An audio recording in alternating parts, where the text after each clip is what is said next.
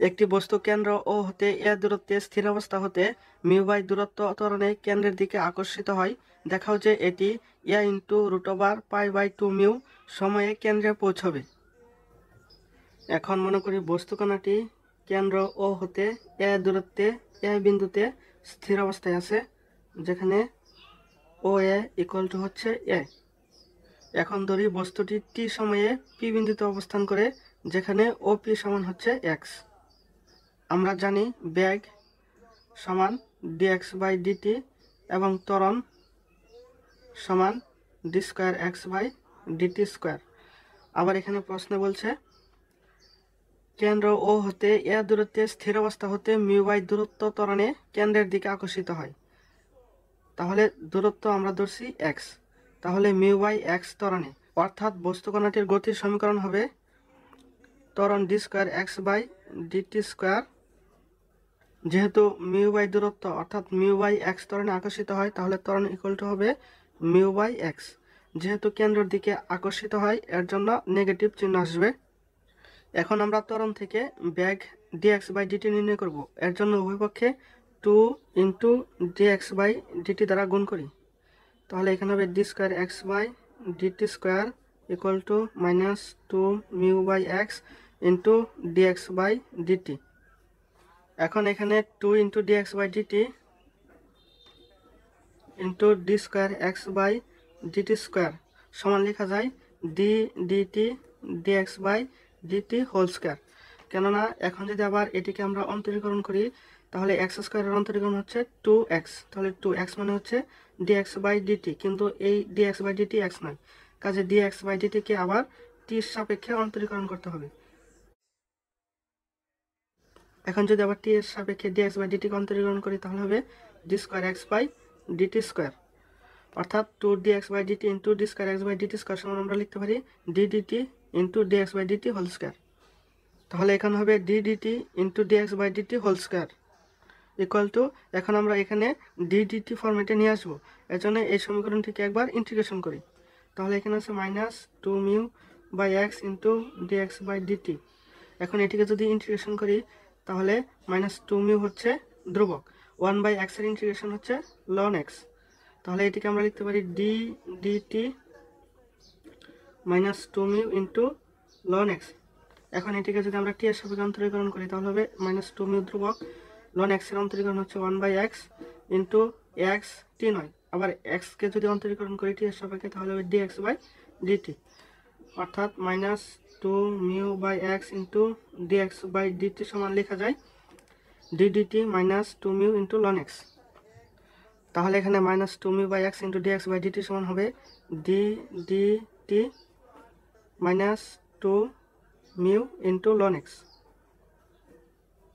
এখন উভয় পক্ষকে সমাকলন করে পাই, তাহলে এখানে যদি আমরা ইন্টিগ্রেশন করি, তাহলে ddt কাটা এখানে থাকবে dx/dt whole square equal to, এখানে ddt কাটা এখানে থাকবে -2 মিউ ln x প্লাস যোগজীকরণ ধ্রুবক c। এখন আমরা যোগজীকরণ ধ্রুবক c এর মান বের করব। যখন x ইকুয়াল টু a হবে, অর্থাৎ x ইকুয়াল টু যদি a হয়, তাহলে বস্তুটি a বিন্দুতে থাকবে, আর a বিন্দুতে বেগ dx/dt সমান হচ্ছে 0।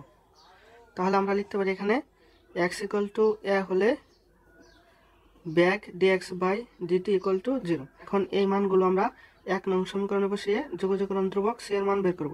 তাহলে এখানে dx/dt এর মান হচ্ছে 0, তাহলে 0² equal to -2 mu ln x সমান হচ্ছে a প্লাস c। তাহলে 0² সমান হচ্ছে 0 equal to -2 mu ln a plus c, অর্থাৎ c ইকুয়াল টু হচ্ছে 2 মিউ ln a। এখন c এর মান 1 নং সমীকরণে বসিয়ে পাই dx/dt whole square equal to -2 mu ln x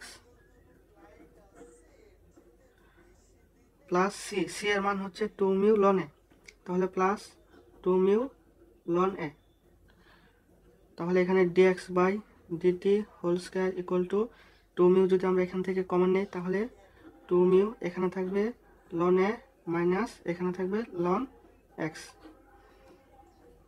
তাহলে D X by D T whole square equal to 2μ। যদি এখানে মাইনাস থাকে তাহলে হবে ভাগ, অর্থাৎ লন এ বাই এক্স। তাহলে D X by D T equal to, এখন যদি আমরা বর্গমূল করি তাহলে হবে √2μ into ln A by X, অর্থাৎ লন এ বাই এক্স। যেহেতু এটি কেন্দ্রমুখী বল অর্থাৎ কেন্দ্রের দিকে আকর্ষিত হয়, তাহলে ব্যাক নেগেটিভ হবে, তাহলে এখানে হবে মাইনাস। এখন আমরা চলক পৃথকীকরণ করব।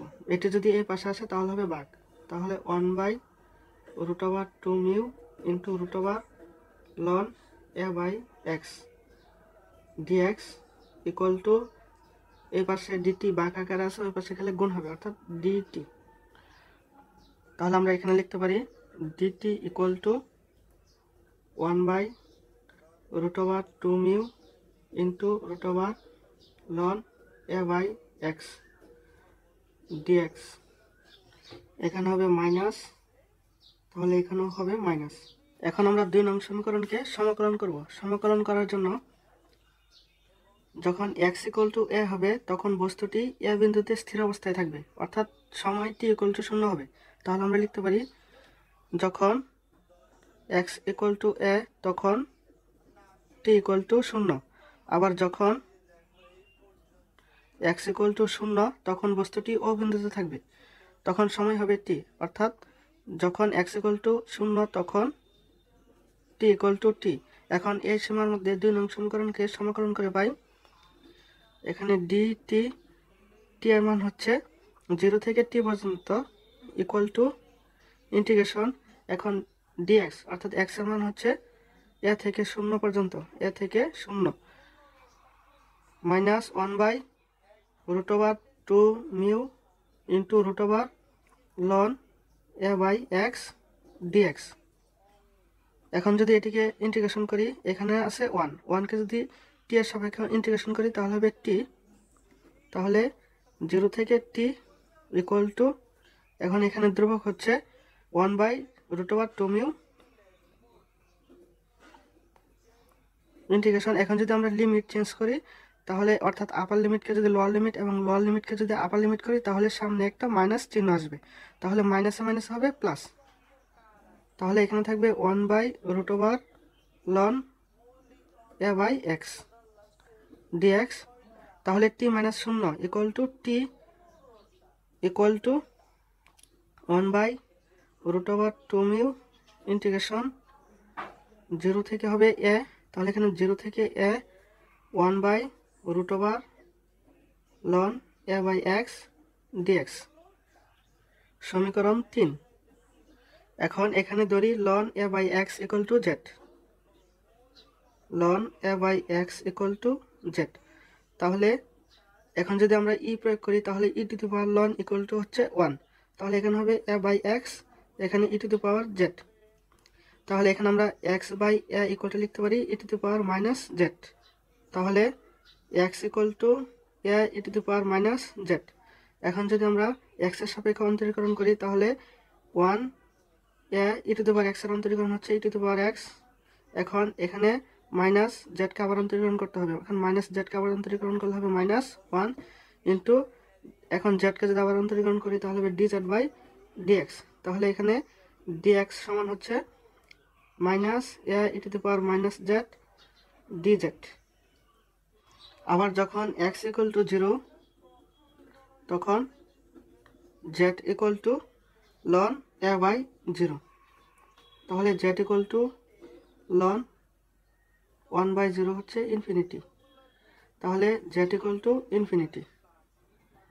আবার যখন x ইকুয়াল টু a তখন z ইকুয়াল টু লন a বাই a, তাহলে z equal to a by a equal to 1, তাহলে আমরা জানি লন 1 এর মান হচ্ছে 0। এখন এই মানগুলো 3 নং সমীকরণে বসিয়ে পাই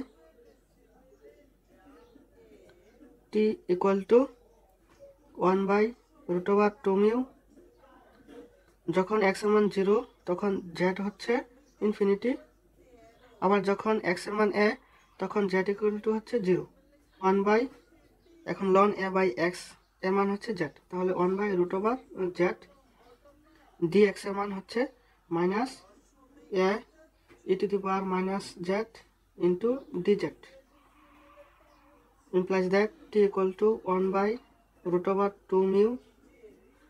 এখন যদি আবার লিমিট চেঞ্জ করি তাহলে এখানে হবে 0, এখানে হবে ইনফিনিটি, এখানে আছে মাইনাস এবং লিমিট চেঞ্জ করার ফলে হয়েছে মাইনাস, তাহলে মাইনাস হয়েছে প্লাস।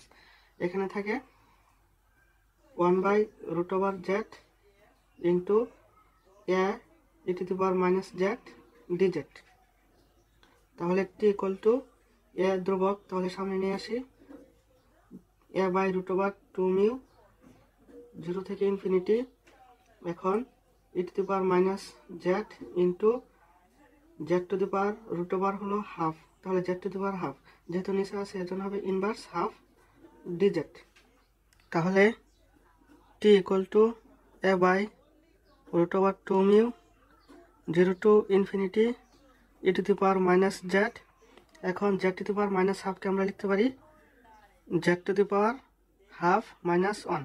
এখন মাইনাস 1 থেকে প্লাস হাফ যদি আমরা বাদ দিই তাহলে থাকবে মাইনাস হাফ, অর্থাৎ মানের কোনো পরিবর্তন হবে না, ইন্টু ডিজেড। এখন আমরা জানি 0 থেকে infinity E to the power minus X into X to the power N minus 1 DX সমান হচ্ছে গামা এন। তাহলে এখানে আমরা 0 থেকে infinity E to the power minus Z into Z to the power N minus 1 DZ, এখানে N হচ্ছে half, তাহলে আমরা এটা সমান লিখতে পারি গামা হাফ। তাহলে এখানে হবে T equal to A by root over 2 mu into gamma, এর মান হচ্ছে হাফ। তাহলে T equal to A by root over 2 mu into, আবার আমরা জানি গামা হাফ সমান হচ্ছে রুট ওভার পাই, তাহলে ইন্টু রুট ওভার পাই। তাহলে T equal to A root over pi divided by root over 2 mu.